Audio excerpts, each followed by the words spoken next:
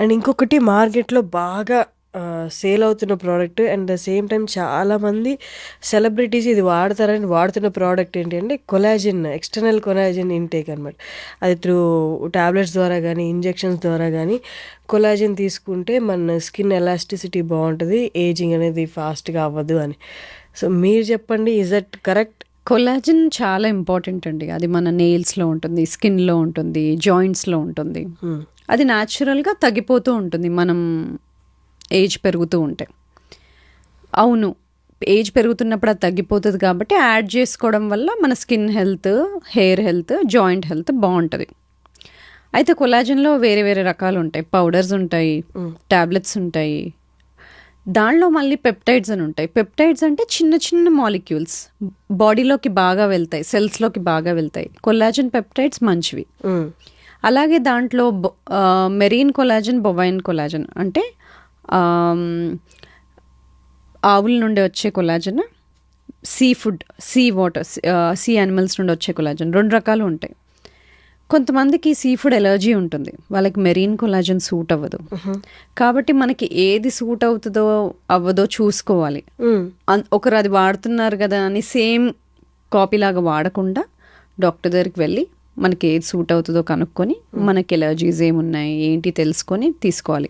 అలాగే మార్కెట్లో చాలా ప్రోడక్ట్స్ ఉన్నాయి. చాలా పెద్ద బిజినెస్ అది. ఇప్పుడు కొలాజిన్ అనేది పౌడర్స్ ఫార్మాట్లో వస్తుందని చాలా మంది సజెస్ట్ చేస్తున్నారు. అంటే బట్ కానీ అవి సర్టిఫైడ్ ప్రోడక్ట్సా లేదా చూసుకోవాలి. హౌ డు దే అంటే సర్టిఫైడ్? మనకి సర్టిఫైడ్ ప్రోడక్ట్స్ అంటే FSSAI, GMP సర్టిఫైడ్ అని ఇలా ముద్రలు ఉంటాయి.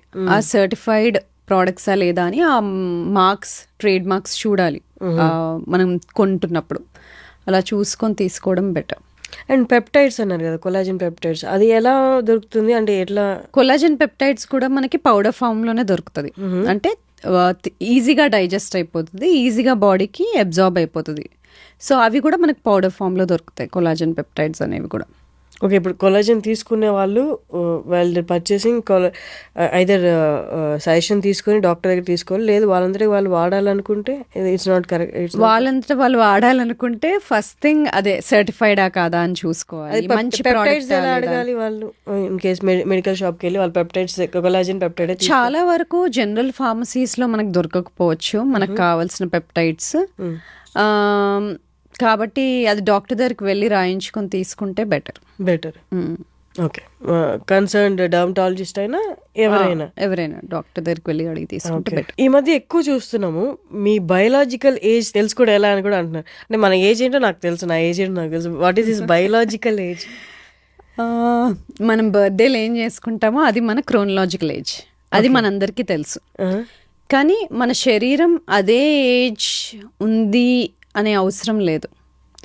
నేను నా జీవన శైలి ఎలా ఉంది, నా ఆహార పదార్థాల లైఫ్ ఎలా ఉందన్న దాన్ని బట్టి నా ఏజ్ ఎక్కువ ఉండొచ్చు, తక్కువ ఉండొచ్చు. నా ఇంటర్నల్ బాడీ ఏజ్, దాన్ని బయలాజికల్ ఏజ్ అంటాం. కాబట్టి మన బర్త్డే ఏజే మన బాడీ ఏజ్ అవ్వాల్సిన అవసరం లేదు. అందుకని ఎవరైతే బాగా రోజు ఆహారం బాగా తీసుకుంటారో, జీవనశైలి బాగుంటుందో, ఎక్సర్సైజ్ బాగా చేస్తారో, వీళ్ళ బయలాజికల్ ఏజ్ కొంచెం తక్కువ ఉంటుంది. అయితే దీనికి సింగిల్ టెస్ట్ ఏదైనా ఉంటుందా అంటే అది సింగిల్ టెస్ట్తో చెప్పలేం.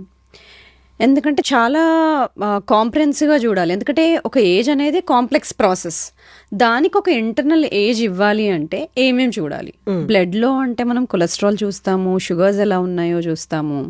అలాగే మెజర్మెంట్లో మన వేస్ట్ టు హిప్ రేషియో అంటే నడుం భాగం, తుంటి భాగము మెజర్ చేసినప్పుడు దానికి కొలతలు తీసుకున్నప్పుడు ఆడవాళ్ళైతే వేస్ట్ టు హిప్ రేషియో 0.85 కన్నా ఎక్కువ ఉంటే, లేదు మగవాళ్ళల్లో 0.9 కన్నా ఎక్కువ ఉంటే వాళ్ళకి టైప్ 2 డయాబెటీస్ కానీ, కొలెస్ట్రాల్ కానీ, హైపర్ టెన్షన్ కానీ, గుండె జబ్బులు కానీ వచ్చే ప్రమాదం ఎక్కువ.